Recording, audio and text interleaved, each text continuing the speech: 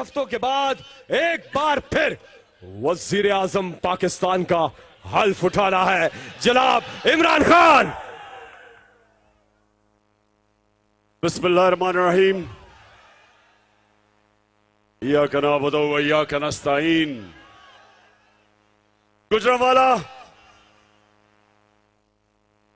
आज मैं सारा दिन आपके शहर में हूंगा और अपने गुजरांवाला के बाशऊर शहरियों से मैं आज आपको आगे आने वाले वक्त का रास्ता दिखाऊंगा। गुजरांवाला, ये याद रखना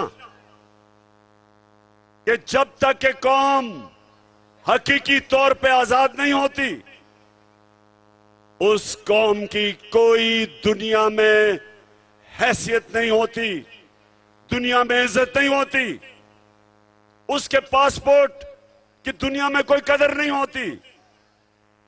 क्योंकि गुलाम कौम ऐसे है, जैसे मौलाना रूमी ने कहा था इंसानों को कि अल्लाह ने जब तुम्हें पर दिए हैं, अल्लाह ने जब तुम्हें परवाज के लिए पर दिए हैं, तो क्यों चूंटियों की तरह जमीन पे रींग रहे हो?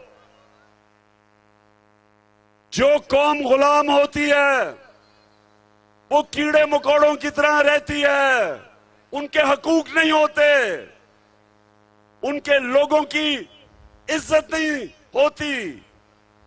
आजम स्वाति जैसे लोग, सेनेटर, उनके ऊपर जुल्म और तशद्दुद होता है। आम आदमी थाने और कचहरी में रुलता है, उसको बुनियादी हुकूक नहीं होते क्योंकि वो गुलाम होते हैं। उनके फैसले बाहर से स्क्रिप्ट मिलती है कि आपने रूस से तेल नहीं लेना क्योंकि सस्ता तेल मिल रहा है हिंदुस्तान को रूस से, लेकिन गुलामों को इजाजत नहीं, पाकिस्तानियों को, कि सस्ता तेल रूस से लेके महंगाई कम करें, क्योंकि गुलाम है। जो हुक्मरान है वो फैसला करने से पहले अमेरिका से एनओसी लेते हैं कि सर हम ये कर सकते हैं, तेल ले सकते हैं या नहीं। तो मैं गुजरांवाला आपके पास आज सारा दिन आपको एक चीज बताऊंगा कि अल्लाह ने हमें कैसे आजाद किया है। जब अल्लाह कहता है, जब अल्लाह के सामने अब दावा करते हैं ला इलाहा इल्लल्लाह, अल्लाह तेरे सिवा किसी के सामने नहीं हम झुकते, ये दावा है आजादी का। और जब फिर हम किसी सुपर पावर के सामने घुटने टेकते हैं, मेरी नजर में ये शिर्क है। जब एक किसी पाकिस्तानी शहरी को तशद्दुद होता है उस पे, जो आजम स्वाति शहबाज गिल पे हुआ, जो अरशद शरीफ को मुल्क छोड़ना पड़ा और कत्ल किया, शहीद किया उसको, क्योंकि वो हक और सच पे खड़ा था। ये गुलाम कौमों में होता है, आजाद कौमों में ये नहीं होता। आजाद कौमों के हुकूक होते हैं, शहरियों का अदालतें उनके बुनियादी हुकूक की हिफाजत करती हैं। और दूसरी चीज, गुजरांवाला, मैं वो पाकिस्तानी हूं जिसने अपने मुल्क को टूटते देखा था। ईस्ट पाकिस्तान हमारे से अलहदा हुआ था। मैं ईस्ट पाकिस्तान अंडर 19 का मैच खेलने गया, हमें पता ही नहीं था कि वहां कितना गुस्सा है ईस्ट पाकिस्तान के लोगों को। क्यों गुस्सा था?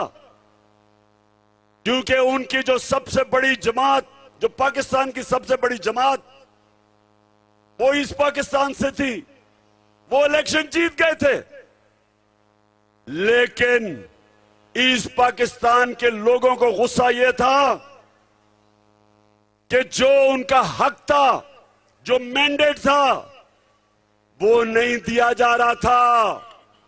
क्यों नहीं दिया जा रहा था? क्योंकि यहां एक सियासतदान, उसने साजिश की अपनी कुर्सी के लिए। उसने ईस्ट पाकिस्तान की पार्टी जो इलेक्शन जीत गई थी, उनको हक नहीं दिया कि जो उनका हक था कि जब इलेक्शन जीते तो उनको क्यादत करनी चाहिए थी।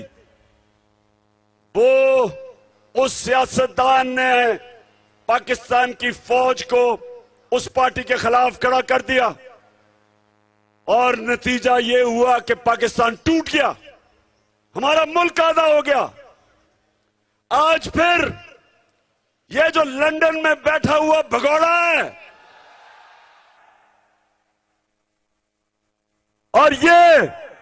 और इस मुल्क की सबसे बड़ी बीमारी जरदारी, ये दोनों डाकू मिलकर कोशिश कर रहे हैं कि पाकिस्तान की सबसे बड़ी जमात उसको मुल्क की इस्टेब्लिशमेंट के खिलाफ खड़ा करे, इस्टेब्लिशमेंट को, फौज को बड़ी जमात के खिलाफ खड़ा करे। ये साजिश है, ये मुल्क के खिलाफ साजिश है। और सुन लो, हम इमरान खान की जीना मरना पाकिस्तान में है। इमरान खान ने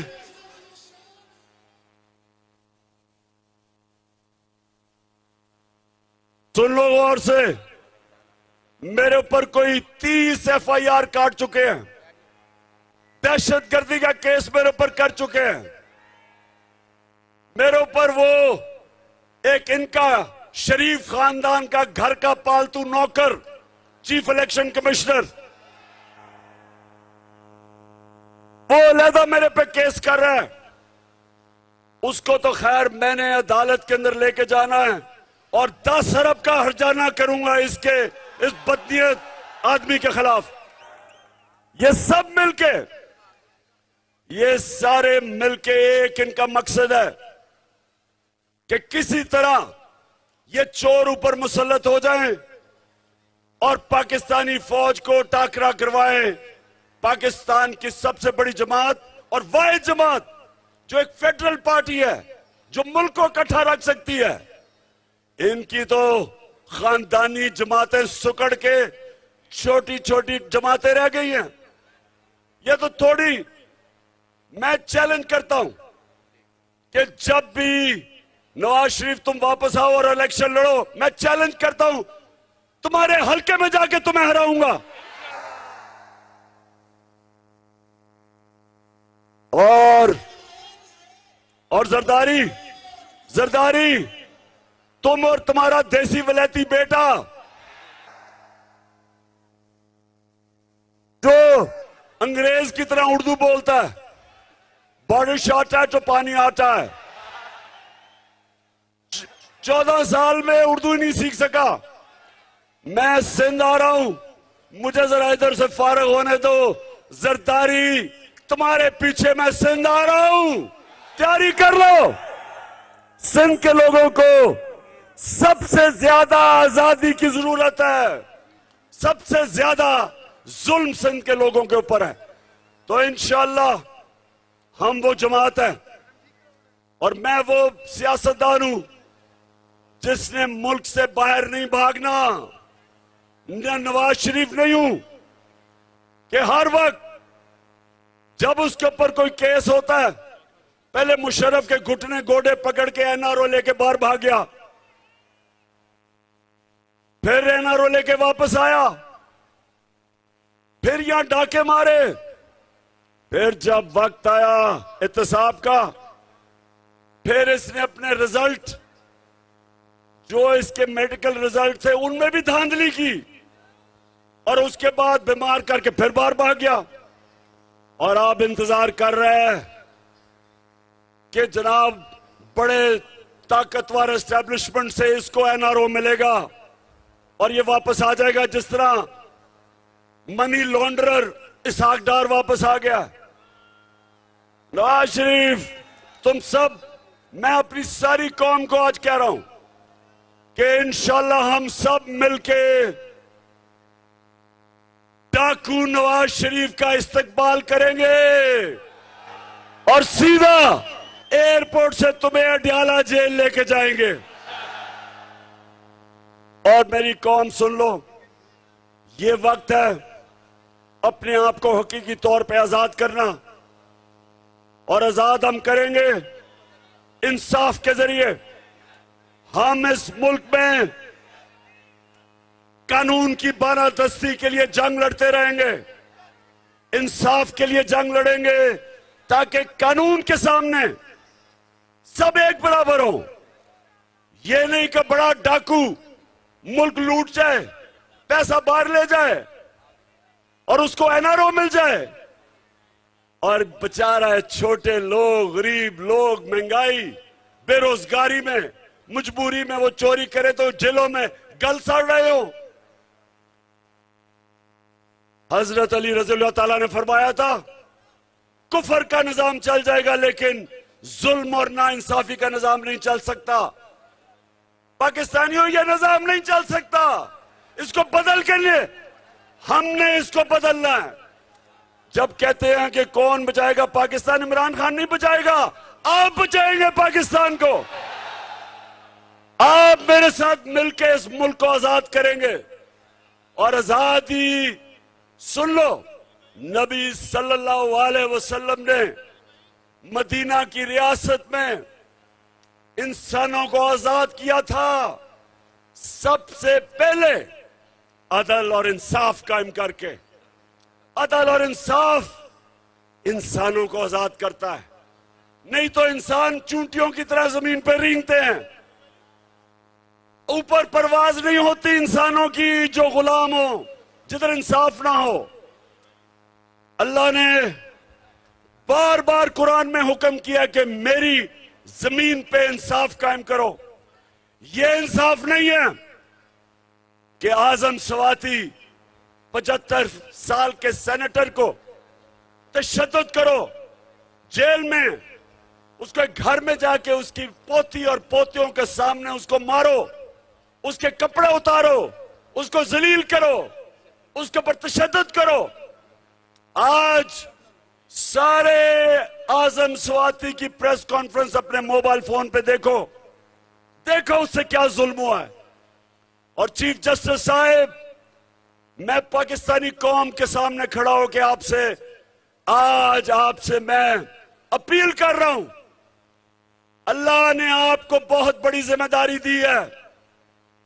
चीफ जस्टिस ऑफ पाकिस्तान का मतलब कि जिम्मेदारी आपकी कि आप आजम स्वाति, शहबाज गिल, जमील फारूकी जैसे लोगों को, आपका काम है इनको इंसाफ देना। केसेस पड़े हुए सुप्रीम कोर्ट में, बुलाए उन लोगों को और कहे कि आजम स्वाति के घर जो कैमरे लगे हुए थे, उन कैमरों में सब पता क्या हो रहा था, क्यों वो एजेंसी के लोग वो कैमरे उतार के ले गए। ऑर्डर दे उनको वापस लेके आए कैमरे, शक्लें पहचाने उन लोगों की। ये सरकारी नौकर नहीं, ये मुजरिम है जिन्होंने उनको मारा, घर में आके पोती और पोतियों के सामने उनको मारा, एक सेनेटर को मारा। और वो क्या कह रहा था, उसकी आजादी राय है, उसके पाकिस्तान का आईन इजाजत देता था। वो कोई मुल्क दुश्मन नहीं था, वो कोई गद्दार नहीं था, वो कोई दहशतगर्द नहीं था।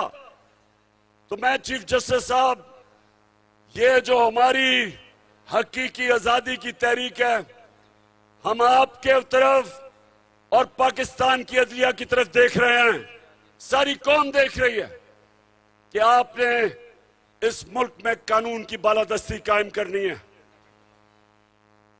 अब आपने सब ने मेरे साथ खड़े होकर हल्फ लेना है। आपने सब अपना हाथ उठाना है और ऊंचा मेरे बाद फैसल आगे बोलेगा। आपने सब ने ऊंची आवाज में बात करनी है। जी शुरू करते हैं। बिस्मिल्लाहिर्रहमानिर्रहीम। हम हल्फ उठाते हैं कि हम पाकिस्तान के आइन की हमेशा पासदारी करेंगे। हम कभी भी अल्लाह के सिवा किसी के सामने नहीं झुकेंगे और हम हकीकी आजादी के इस जिहाद में आखिर तक इमरान खान के साथ जद्दोजहद करेंगे। अल्लाह हम सबका हामी और नासिर हो। आमीन।